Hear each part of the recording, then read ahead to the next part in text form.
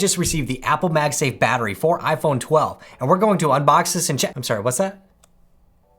And that's confirmed?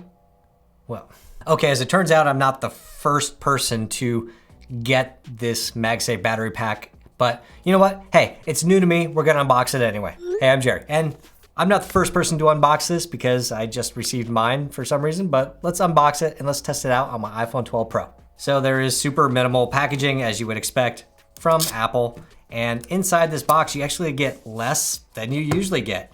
You literally just have a battery and some documentation, which nobody cares about. There's not even any little Apple stickers in this thing. So that was a super easy unboxing, and a little bit of plastic, and there we go.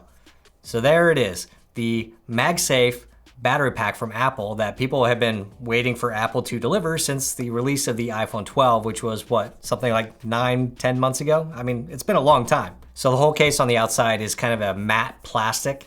It's not shiny and it's got a little bit of grip to it. On the bottom, you have a lightning port and a status port. And then of course on the back side, you have the MagSafe adapter, so the magnets to connect it to the back of the iPhone. And that's of course where the Qi charging stuff or whatever is behind there. Now I've already updated my iPhone 12 Pro to 14.7, which is required for the full functionality of this MagSafe battery pack.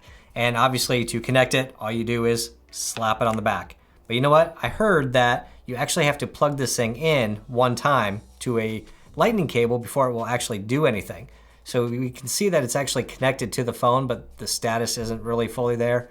If we disconnect it and reconnect it, we don't get any animation showing that it's connected. So let's go ahead and plug that in. I have a 20-watt Apple power adapter connected to this cable. So we'll plug it in for just a moment. We get an orange status light, so I guess the thing's, you know, quote unquote activating or something. And now we should be able to connect it to the back of the phone and get a little bit more status.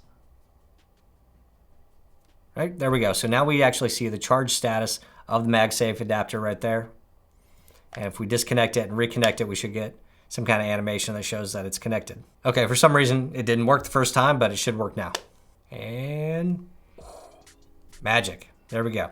So we can see that my iPhone is charged to 7%, and this has got around 25% charge on the MagSafe battery pack itself. Now, I'm not sure if you saw that, but when I connected the MagSafe battery, I did get a notification on the iPhone saying that this MagSafe battery could charge my iPhone up to approximately 90%. Now, I'm not sure how accurate that is, seeing that the phone is less than 10% and the battery itself is at about 25%. I'm not sure it can get to 90%. I don't know if that will update over time when you're connected. After I swiped away the notification, it has not come back. So I don't know if I'll get an updated notification at some later point after it's been on for a while or after it's disconnected for a while and then I reconnect it to the phone. I'm curious to know if that notification will change and say, hey, you only actually get up to 50% charge on your iPhone. Now, I did notice if you go to Settings, General, About, and then click on MagSafe Battery Pack, you'll see the serial number, model number, and the hardware and firmware version of the battery pack. So I assume that there could be some kind of firmware updates that come out over time to make slight adjustments to how the charging happens. Now, I wanted to know what happens if you have the battery attached and you connect the lightning cable to either device. So let's go ahead and try connecting it to the battery first. So you see that actually both devices are charging. Apple says that if you're using a 20-watt power adapter connected to the battery pack itself, it can charge via MagSafe up to 15 watts to the iPhone. So normally you get about a 5-watt charge when charging from the battery pack to the iPhone when nothing's connected with a power cable. But when a cable is attached to the MagSafe battery, you can get up to 15 watts from the battery to the iPhone. So now let's see what happens when we connect the lightning adapter to the iPhone. What should happen is the iPhone will start wirelessly charging the MagSafe battery. So as you can see, the battery is now charging even though we're connected to the iPhone itself and not the battery pack. Now, as far as thickness of the battery goes, I mean, it's a battery. The battery is slightly thicker than the iPhone 12 Pro by itself, but when you add in the Apple silicone case, it ends up being roughly the same thickness as what the case is. So if we put these two together, you can see that they're roughly the same thickness. So if you're using an Apple silicone case with MagSafe, then you're essentially going to double the thickness of it.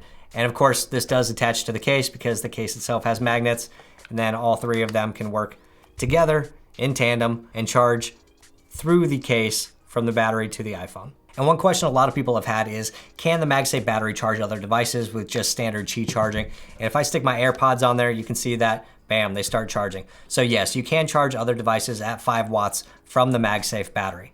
And that's about it. It's $99 if you want to pick one up. I'm going to be doing some more tests against this Anker Power Core Magnetic 5K wireless charger, which is very similar. So if you're interested in that, hit subscribe, hit the thumbs up button if you liked it, and I'll see you next time.